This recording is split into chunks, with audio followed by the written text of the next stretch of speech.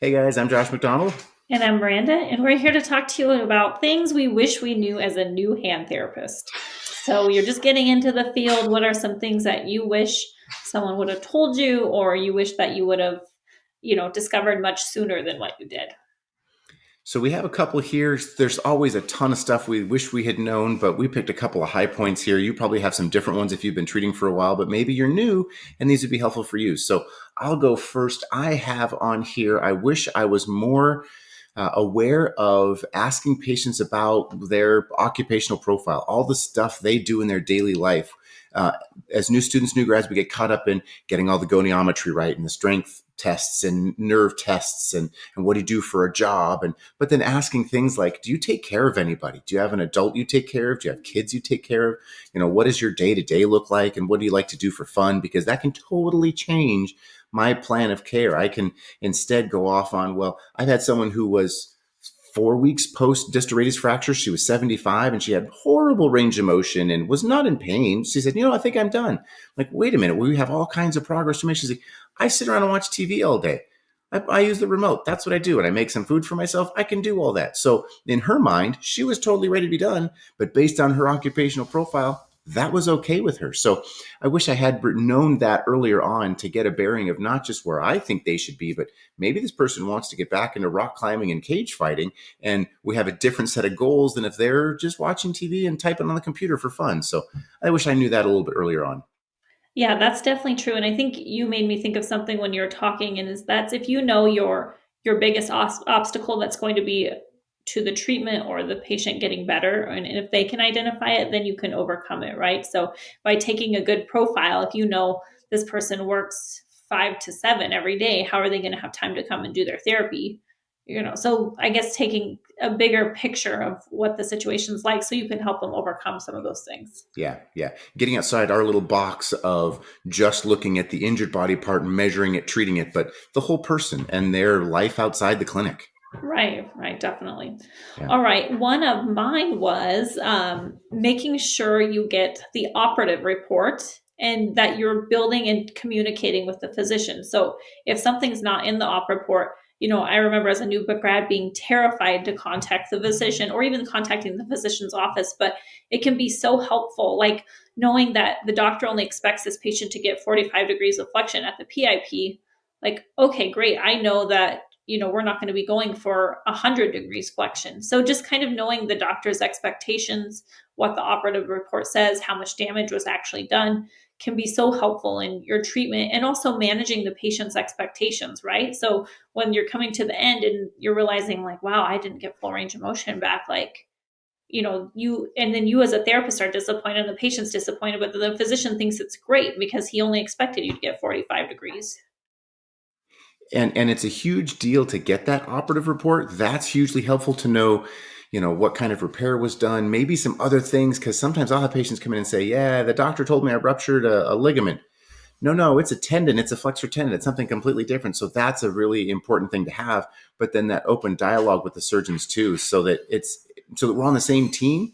And some doctors are better about that than others. But reaching out even to the institution to say, hey, we need some extra information, and getting that gives us so much more rich information about what the patient needs. Right. And I'll have, new grads or students tell me, but yeah, the doctor won't send me that op report. And I'm like, well, then you send someone from your office to go get it. Yeah, yeah, Because you exactly. need it, right? You need to know, is that a ligament or a tendon? That's a big difference in how we treat patients. Absolutely. Yeah. And we need to know, like, were there complications? Were there other things the patient maybe didn't even hear the doctor say he did in post-op? They're like, oh, well, that's also a big deal to know. So yeah, that's Right. Like important. if it was a partial tendon, if the tendon was cut 20%, then we know we don't have to hold them back. They can be moving much sooner. They can be getting back to work much sooner. Yeah. Yeah. Yeah.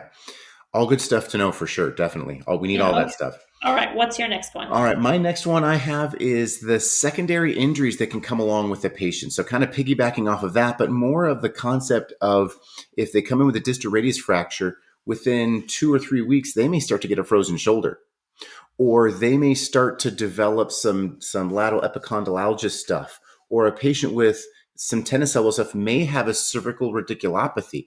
And so I kind of get in this microscope thing as a new hand therapist of seeing just the diagnosis that came over on the script and not saying, what's going on with you today? What brings you in to see us today? And these patients will sometimes talk about something that's completely unrelated, but is their bigger issue because the doctor just wrote, carpal tunnel. And I say, well, what's going on? Oh, I have numbness down my whole arm. Well, there's other things than what the primary diagnosis is. And sometimes those things develop after an acute injury. And sometimes it's part of why they were sent to us, but the doctor maybe we didn't get that cohesive view in a one diagnosis code script. Yeah, so I think doing a more proximal screening is really key, right, with your patients, like making sure they can lift their hands overhead, behind their back, not just the range of motion at the wrist. Yeah, yeah. And with most of our patients, maybe there's some exceptions, most of our patients, we should be doing a kind of total upper quarter screen with them and say, can you reach overhead? Can you touch the back of your head? Can you touch your low back? And say, I'm obviously going to be careful with the flexor tendon injury. We're going to do it in a guarded way. But how is that upper body moving? And maybe we need to make sure we're just getting good edema reuptake by doing, some light reach overhead stuff and that pumping movement of the reach overhead and how. So incorporating all that stuff into a full upper quarter eval. Yeah, and then I say too, as part of your eval, watch the patient walk in, right? Watch them walk back to where you're sitting. Watch them check out at the front desk if you can. Watch them do functional things. Are they really guarding and protecting their arm? Are they holding it up? Or are they swinging it normally? Those can really clue you in on to what maybe some of their other problems are going to be and what some of their goals are going to be. Or the patient on their quick dash says they're unable to carry a shopping bag or briefcase, and they carry their purse in that hand. And we're saying, okay, I want to call you out, but I kind of saw you carrying your purse. Tell me how that matches. A briefcase is much heavier than a purse. Right. Not some of the purses I see coming in. I know, that's probably true. Yeah, that's very true. But then, like Josh says, you can't call them out because you're trying to build this trust and rapport. But yeah. But also keeping it honest. Yeah, for sure. All right, what's another one for you? I think as a new grad, one of the hardest things for me to overcome was telling them as like a 26-year-old new grad, like why you should trust me to guide your care. Like, are we really going to take off this post-operative brace? You just had a 5-hour surgery. And, they don't trust you. You are young. You look young.